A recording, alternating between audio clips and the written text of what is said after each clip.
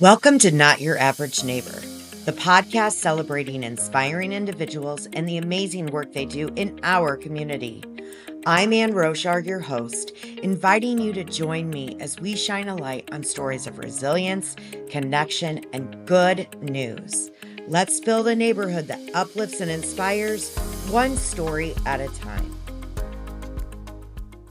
Today on Not Your Average Neighbor, I'm so excited to introduce you to my first guest, my boo, my work bestie, my everything that I need to know in real estate guru, Raymond Siddell. Hi, Raymond. Hello. Hi, I'm so excited. Thanks for being my first guest. Thanks for having me. I'm excited to be here. I'm glad Sure. to be on this journey with you and be able to kick off the first episode. Yay, me too. I wouldn't have chosen anyone else, that's for sure. So if you don't know who Raymond is, Raymond Siddell is a distinguished realtor, business owner, and esteemed community leader with a lifelong connection to Cedar Rapids, Iowa. He is the co-founder of the 360 Home Team at Keller Williams Legacy Group, which I am the other co-founder, I'd like to mention. Raymond has played a pivotal role in shaping the real estate landscape in his community. His commitment to excellence and dedication and to his clients have earned him a reputation as a trusted expert in the field. So I'm going to say that Raymond's passion for giving back to the community is evident through his various nonprofit leadership roles. He proudly serves on Family Helping Families board of directors as an at-large board member committed to helping Iowa's children in foster care, as well as the chairman of the Cedar Rapids Board of Realtors Scholarship Fund, annually awarding more than $30,000 to local high school and post-secondary education students.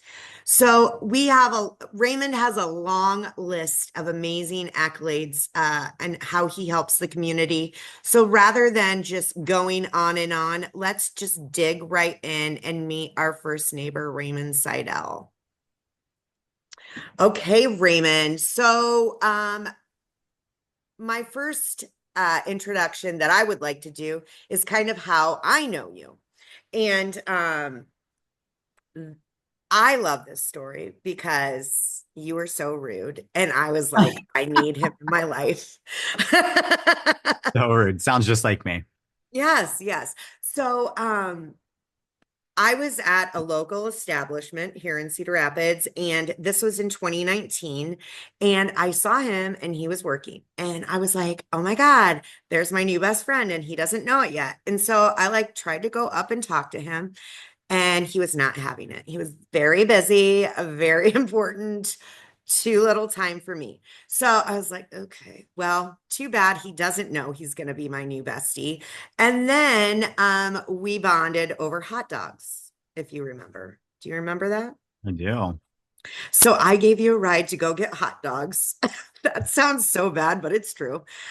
For a hot dog eating contest for our CRAR scholarship Olympics Day. And so that's really how we met. And then finally we bonded at gambling night at the Iowa Realtors gambling night in 2019. So all of those events melded us into becoming friends and now co-founders of an amazing real estate team. So I'm so lucky that I know you and I love you. And I'm just so happy that you're here with me for my first podcast. So, As funny and rude as I may have been, um, I think it really ties into what we're talking about and how great Cedar Rapids is because the hot dogs that you're talking about and the Realtor Olympics all tie into the scholarship fund, the Cedar Rapids Area Association of Realtor Scholarship Committee.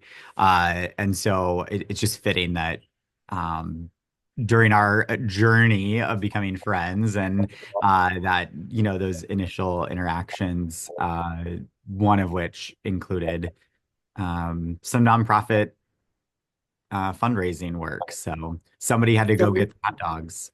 yeah, so it was us. We did it. So I'm going to have you talk about something good. So this segment is really about what you are excited about in our community and kind of share the things that you were involved with. Like I said, you have a laundry list of volunteering and making an impact in our community. And I just want to start out talking about all of those things. So let's start with the Cedar Rapids Area Association of Realtors and the scholarship program. Let's talk about that and what we need students to do before March 15th. Yeah. So I got involved with the Cedar Rapids Area Association of Realtor Scholarship Committee back in 2014 when I was just a baby realtor. I was trying to get involved and get to know more agents as well as get involved with the association to get a better understanding of what the association did, how they were involved in the community. I knew that I didn't just want to become a realtor to sell in the community that I grew up in, but also to give back and make a positive impact. And knowing that our local association does a really good job of doing that, I wanted to make sure that I was a part of that as well. And so through the scholarship committee, this will be 10 years for me that I've been on this committee. Going through the motions of the typical nonprofit ongoing, such as fundraising and talking about it, advocating, sharing the different aspects of it, what we do, why we do it, but also having the opportunity to connect with students and educators who a lot of times are overlooked for scholarship opportunities or they don't meet the merits criteria. So the academics, maybe their GPA or just the classes that they chose to take during their high school career don't align with some of the scholarships out there. And so one thing about scholarships is that they're all very different. There's a huge diverse group of scholarships out there for all different students, whether that's what they're studying or what they worked on during their high school career, or where they see themselves going in the next 2, 5, 10, 20 years. And so this scholarship is a little bit more unique compared to what I think most people are used to because there is not a merit or academic component other than passing, making sure that you have grades that show that you're taking the initiative to show up and do the work and doing your best. But really, the focus is on the hardships that these individuals have had during their life, whether that was all starting back in grade school all the way through high school, or maybe something more recent, and an opportunity for students to share these stories to the committee, and that's what we look at.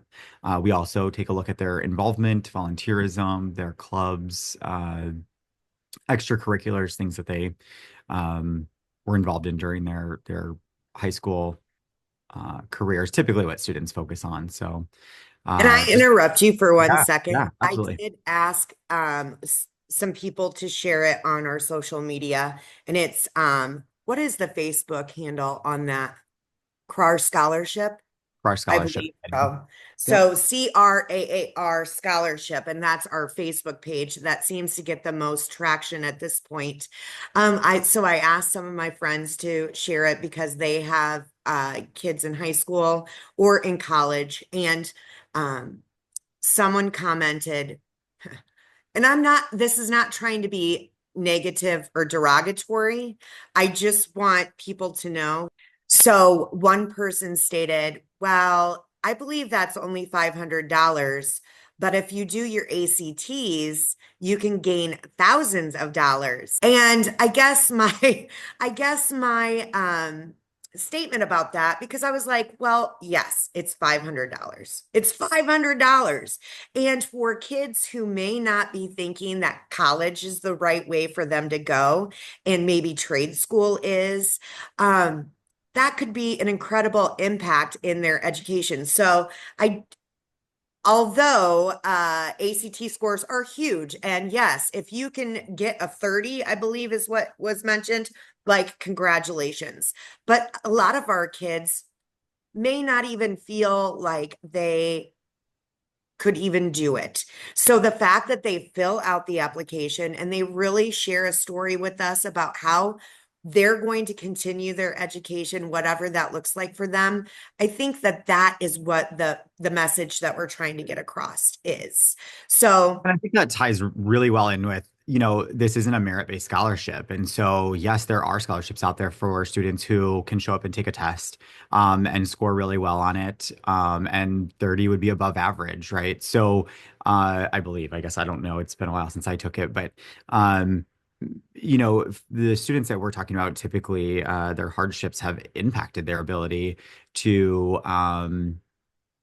uh, I shouldn't say impacted their ability, but it's impacted their life to a point where maybe they haven't been able to score as high as they could on a test or an right, assignment or whatever that looks like.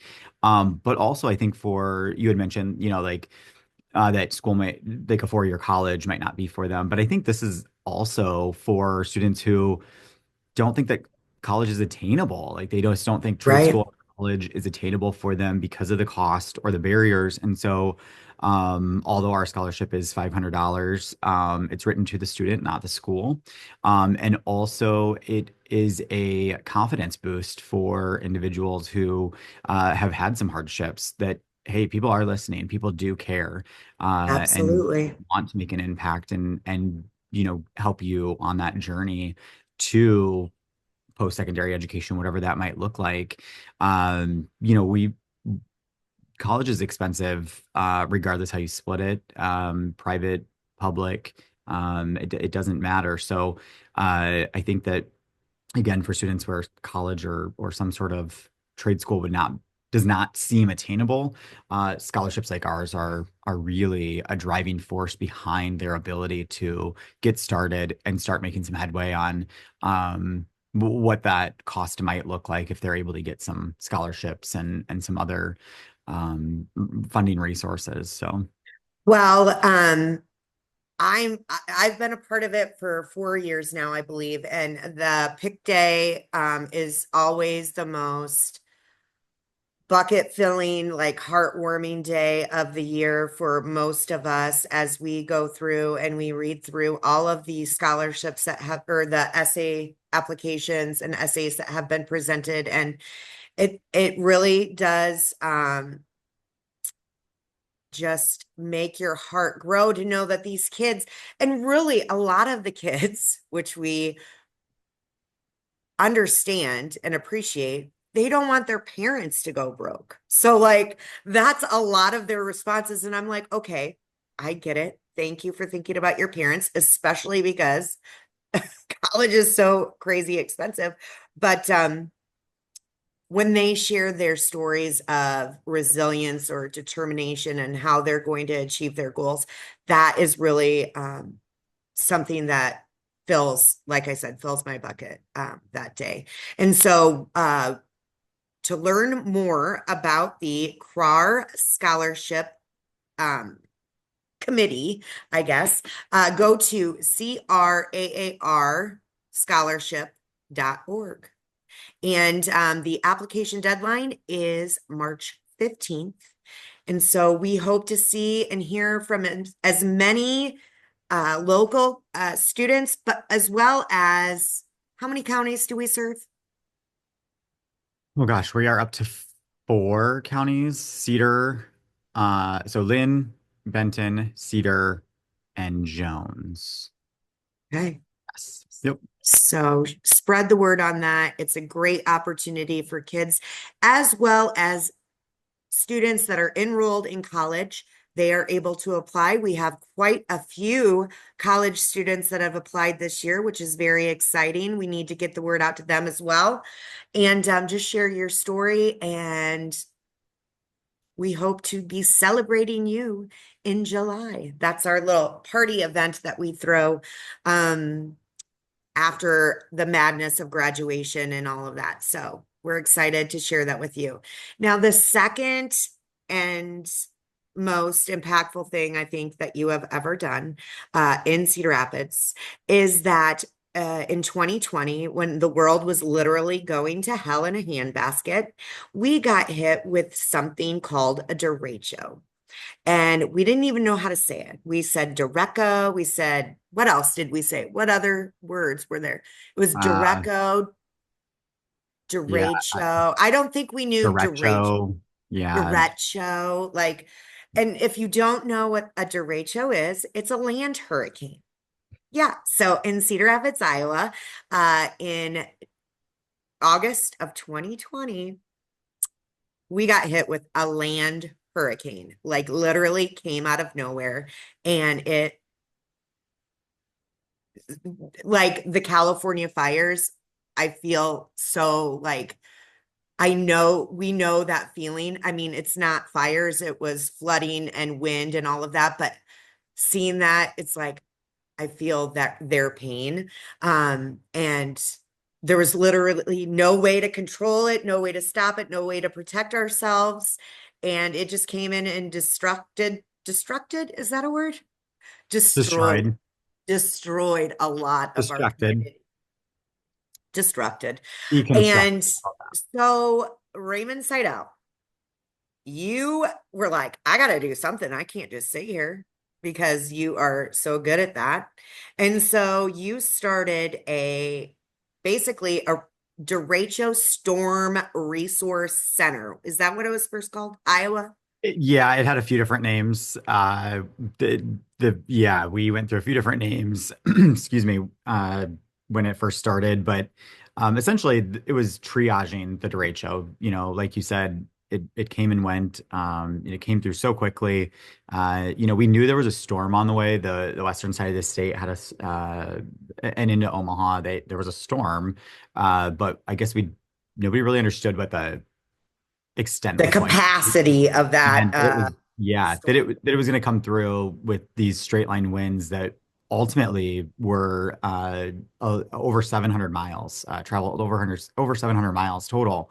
And that when it came through, it was so quick and just caused a lot of damage. It wreaked havoc in so many ways. Power, obviously, cell service, taking down trees, blocking roads, damaging many homes, destroying homes, just in every way impacted our ability as a city, of our metro is about 250-ish thousand people. And so you have 250,000 people who are impacted right here in the metro in so many ways. And we had no idea what to do or how to get started. We don't have hurricanes. We don't have hurricane like winds.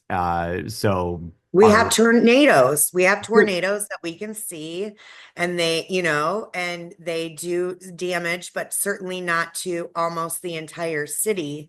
So it was crazy. And you just rolled up your sleeves and asked our brokerage, Keller Williams Legacy Group, if we could just start like gathering supplies. And literally everyone sprung to action. It was so amazing. And we were, like you said, a triage spot for people to land, whether it was to get a little bit of food because, power was out. So fridges were dying. And I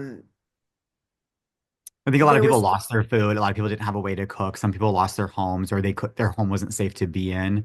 And right. so it was a place for people to drop off donations, pick up things that they needed, get a meal. Volunteers gathered there to figure out how they could help.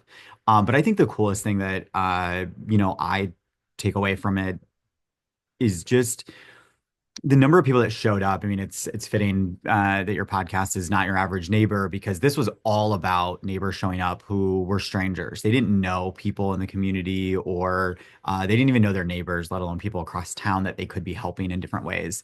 You're And we had so, absolutely right. And I'm sorry to yeah, interrupt, you're but good. how many neighborhoods finally got to meet their neighbors during that time? I'll start crying right now. I'm not even kidding. It was so special the way that we all just embraced each other as a community. And it was the worst of times, but it was the best of times. And we really did benefit. Our community benefited in ways we never would have expected, I think. Yeah, So, I think it shows the power that people have, and the regardless of the differences between us and our neighbors, when something like this happens, it only makes sense to show up and help out in whatever way we can, whatever your capacity is. Everybody has different abilities, different resources, and that's what we saw where people are like, "Hey, I have this. I have a chainsaw. Where can I go? I have fuel. Where can I go? I know how to sharpen." I know how to sharpen and maintenance chainsaws. Where can I go and do that? It was just everybody showed up and said, Yeah. "What can I help?" But the other crazy thing is it wasn't just locally. We had people from all across the state, all across the Midwest, and all across the Yes. country who showed up with van loads. We had planes fly in from Missouri. We had RVs driving in from Wisconsin and Louisiana, bringing resources, food, chainsaws that we couldn't buy because they were either sold out or because there was no power. Some stores couldn't open. They didn't have backup generators or any way to transact business. So it was just really cool to see not only our neighbors come together, but the country come together over a little town called Cedar Rapids. Right. People were like, "Who's Cedar Rapids? Where are you? Where's Iowa?" Yeah. Where's Um, Iowa? and Exactly. through the Exactly. Derecho Resource Center and all of the outpouring of support locally and across the country, we got the national attention, which I think really helped bring more resources to the area. And it takes a village. I mean, as cliche as Mhm. that might sound, it takes a village to do what we did and come together. And I'm grateful that people supported me, like who's Raymond? Yeah, I've lived here all my life. I've been involved in different capacities and I hold myself out as a decent citizen. But when it comes to something like that and putting a lot of faith and support and trust in somebody with resources monetarily as well as in-kind donations. That's huge. This And so I couldn't be more grateful for the support that I personally received in order to, create this space. yeah, create the space and I guess just kind of organize and cultivate the environment that existed for at least those 3 weeks. Yeah. Of course, Yeah. the And organization. so from that, Yeah, you see even more of a need. And we even went, because we even went down to Texas and you went to Louisiana, right? And you yeah. kind of saw how other communities were helping during natural disasters. And you and your partner, Matthew Salger, created Together We Achieve. And now Together We Achieve is in a building. It's a food pantry. It's open in the evenings. It is a choice pantry. So you aren't just given a box and told to go. You get to go in, you get to shop, you get to feel like you're a part of the community and not maybe Receiving a handout. right, You right. come in and have an option to make some choices, and then you leave with your dignity. You're respected. We treat everybody the same. And I think It's a no restrictions. If you're down for a week or 3 months, you are able to go there and and like you said, they treat you with dignity and respect. And there's also meals on Tuesdays and Saturdays. I mean, it's just amazing that 5 years ago, coming up in August, 5 years, it's wild to think and that it's now you have this very important resource for the community. And I've been a part of it since the beginning, but my husband and I, we like to do the giveaways for the special occasions such as Thanksgiving and Christmas. And the people are so grateful and appreciative of those, especially those types of things, because maybe they didn't even know that it was available. And then, we kind of help bring a little less stress to the holiday season for them by providing them with a meal and a game, and it's just amazing. So talk a little bit more about Together We Achieve and where it is now. Yeah, so I think you kind of hit on all the highlights. We're the largest food pantry in the area. We moved into the southwest side of Cedar Rapids, which was a food desert. And that's described by not having a food pantry, grocery store, or other food resource within a mile and a half, 2 miles. And so where we're located is although it's more of an industrial uh, area, we definitely moved into a location that it helps serve a different population and area of the community.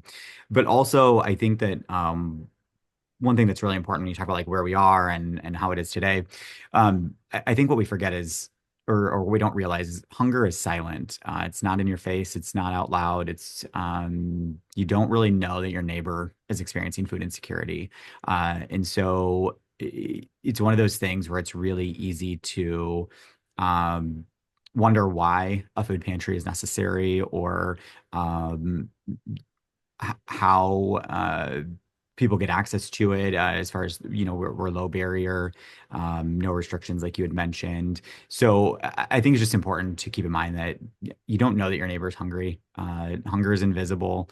It doesn't show itself all day every day, like homelessness or mental health can sometimes be very evident in certain situations.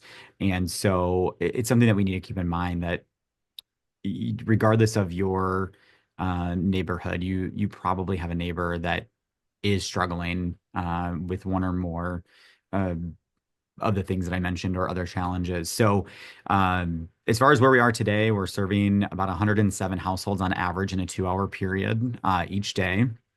We're open 4 days a week, Tuesday, Wednesday, and Friday in the evenings and Saturdays around the lunch hour. And like you'd mentioned, we have meals to go on Tuesdays and Saturdays, and we're serving over 200 meals each meal day. So last year alone, we did over 430,000 pounds of food out the door just from the pantry alone, not including Thanksgiving and Oh my Christmas. God. Oh my God. Uh, and nearly 3,000 unique households in our community that are being served through our food pantry. So that's 3,000 households, regardless of the number of times that they have visited. That's 3,000 households that are getting access to food that may not otherwise have what they need to feed their family that night or over the weekend, especially holiday breaks. And we know over summer break is it can be a challenge for households. So um, unfortunately, we're serving a lot of people. But again, Well, eggs just went back up. I just went to the store. Eggs are $5. And I'm like, oh God, we're gonna have to do our Beyonce dance again. well, Give me I think it's something. Eggs. yeah, and I think that we just have to focus on how great this community is. So back to what we were talking about with the Derecho, people show up, they support. We've had our own set of challenges as an organization. We're still a young organization comparatively when you talk about some of the other organizations in town. And um, it's just amazing that people, when you show up, you tell the story, you do the right thing, you're honest. Um, People will help you out. People will volunteer. People will donate goods. They donate money. They donate household supplies, personal care items, and so it's a great experience to watch our community continue to come together through what is a challenging time for many, and for some, they're experiencing this for the first time. They've never Yeah, seen themselves in a situation where a food pantry was going to be a weekly stop or a food pantry was was even a thought. a common, yeah, name in the household. Like a food pantry to them was the pantry in their kitchen and not necessarily a place that they go to get food at no cost to them. So, just Yeah, something to keep in mind as you're kind of considering what you might be able to do in the community, or if you're not that was understanding why somebody is the way they're going through something, or why they might be behaving a certain way, or um, if they seem off, check in. It might be something that you can't see, but nobody wants to share that, they're in a situation where they need help. right. Absolutely. Absolutely. And so what? do you need at Together We Achieve? You mentioned people, when can people drop off like donations? Yeah, so donations are accepted during our regular operating hours. So And Tuesday, that Wednesday, is, Wednesday, Friday, 4:30 to 6:30, and then Saturdays 12 to 2. We can also make arrangements for myself or another volunteer or board member to be present if those hours don't work for donations, of course. As far as what we need, we always need food. It's something that we send out. Usually around 5 to 8,000 pounds of food a month or a week. So that's a lot going out the door in a short period of time. And so food is always something that we need. Monetary donations, of course. One thing that I don't think we've talked about enough and shared is that, we would love for people to go to the grocery store and grab an extra bag of groceries, drop it off at their local food pantry, if they have that ability. But also we have partnerships and resources where we can stretch that dollar even further. So monetary resources to a nonprofit or especially a food pantry where they have those connections, we can typically get a little bit more for that dollar than going and paying retail prices, I guess. So something to keep in mind. And we also always need volunteers. volunteers. Yes, those meals do not cook themselves.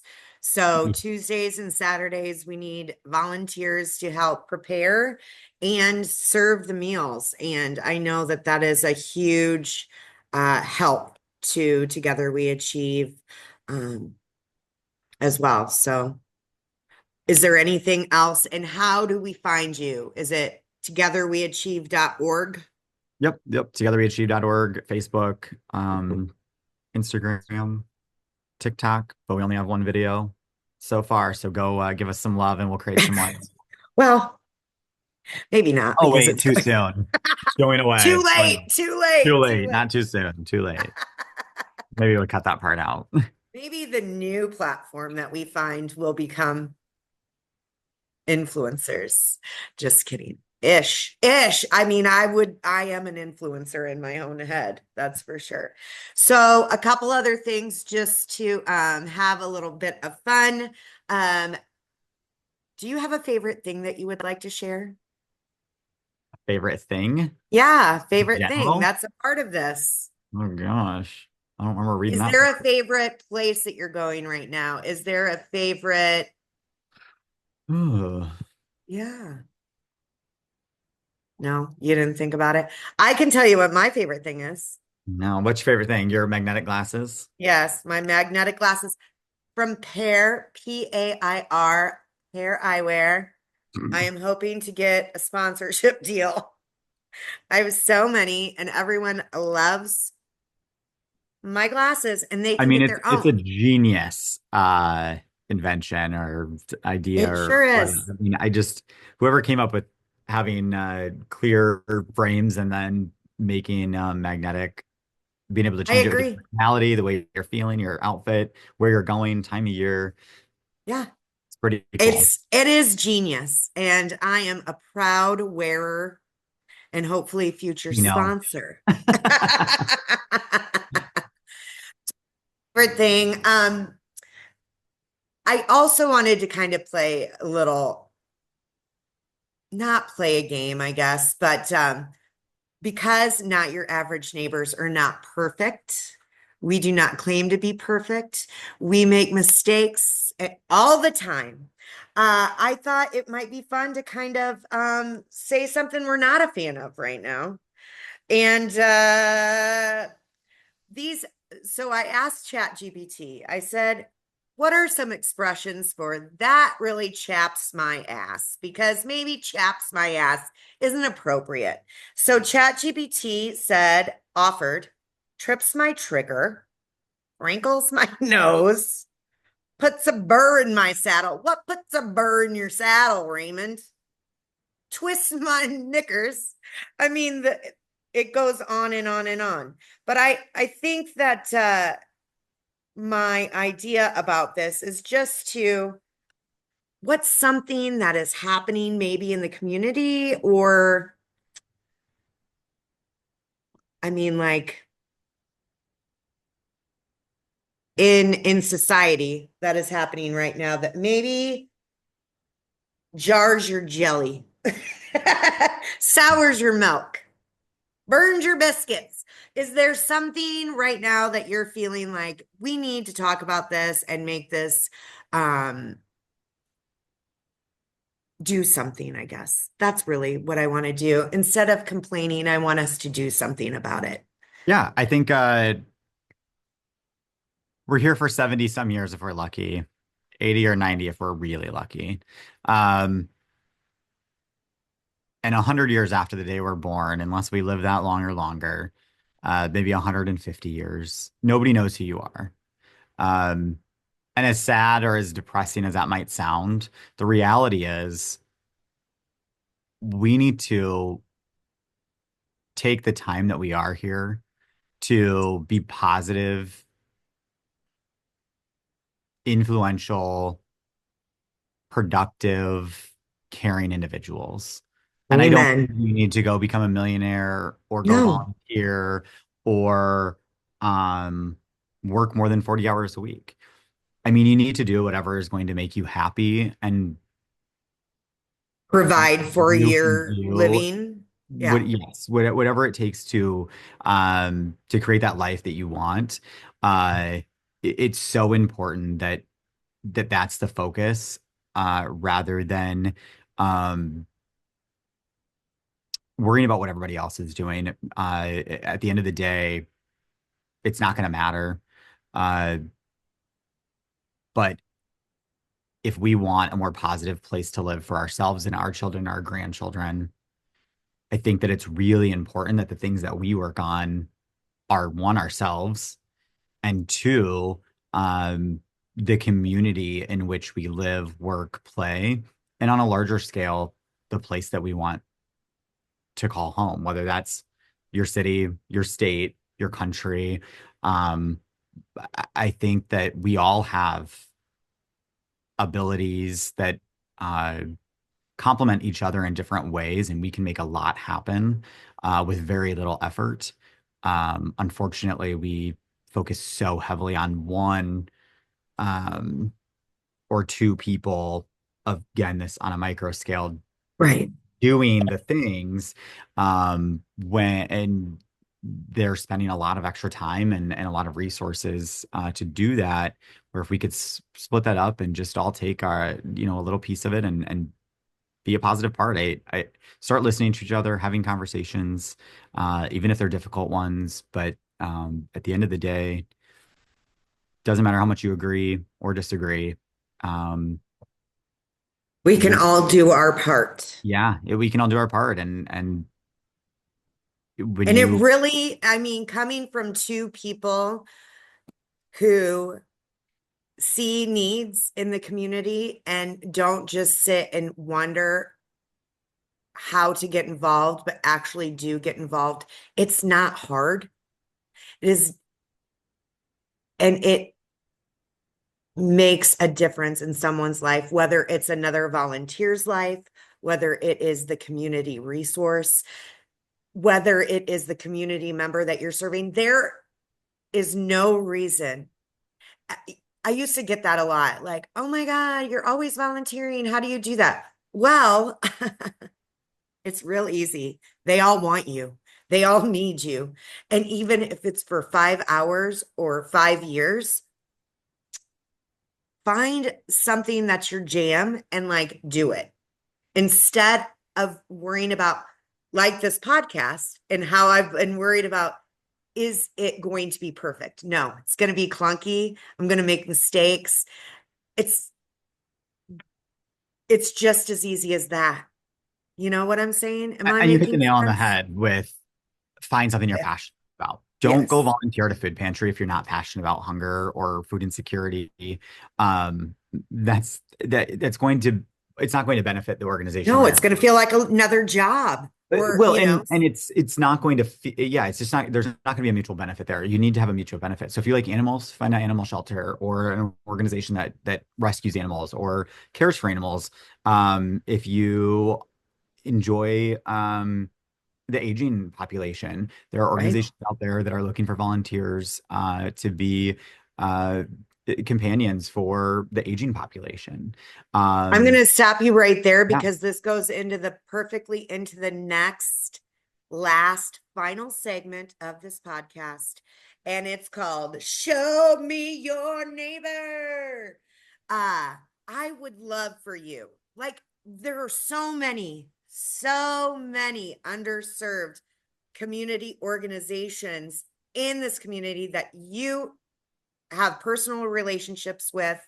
And I want to get the word out about those as well. So sorry to interrupt your like amazing spiel, but this goes perfectly with it. What is a community service or resource that you may not have the time for right now, but that you really think serves us in a special way, I guess. Yeah, so I think Central Furniture Rescue is an amazing organization, and Susan Johnston, the founder and executive director, is amazing. The overall mission and what they do is unique to our community, and as we continue to see a heavy focus on human trafficking and domestic violence situations and the unhoused population, that organization is assisting those individuals that are able to find resources and make that transition to more stable, safe housing. That organization, Central Furniture Rescue, is really making that happen for them. Yes. And really reducing a lot of the burden of making a move. We all know what it's like to move. We've all moved at least once in our lives. It's stressful to pack, to find a place, to make that move. Your weather is unpredictable. So if you're in a situation where there's other things going on, where you're facing eviction or domestic violence or a slew of other things, making that move is that much more difficult and seems like a even bigger mountain to climb. So Central Furniture Rescue is really aiding in making that transition much easier on these individuals. Um, just to wrap up, we have CRAR Scholarship, we have Together We Achieve, and we have Central Furniture Rescue, all three amazing community resources. And I am just blown away. My heart hurts because it's so happy right now that you were my first guest. Thank you so much for being inspiring to me and to so many others in our area. And I just appreciate you and love you. And let's go sell some real estate too. Well, thanks for having me. I'm glad that I was your first guest, but also that that I was able to share about some great organizations in our community and why I love Cedar Rapids so much. And if you need something, there's an organization or a person out there in our community that will help you. Absolutely. Thank you so much, neighbor. I appreciate you. Appreciate Go out and you. make it a great day. It might be -13 out, but it's going to be a great day. Yeah, it's fine. All All right. right. Stay tuned. Don't forget every Wednesday, new episodes will drop. Like, share, subscribe, all of the good things. And we'll see you next week. Thanks so much, neighbor. Bye. Thanks for hanging out, neighbor. Got a community organization you think we should feature? Let me know in the comments. I'd love to hear about it. And don't forget to follow, like, and share, and catch new episodes every Wednesday. See you next time on Not Your Average Neighbor.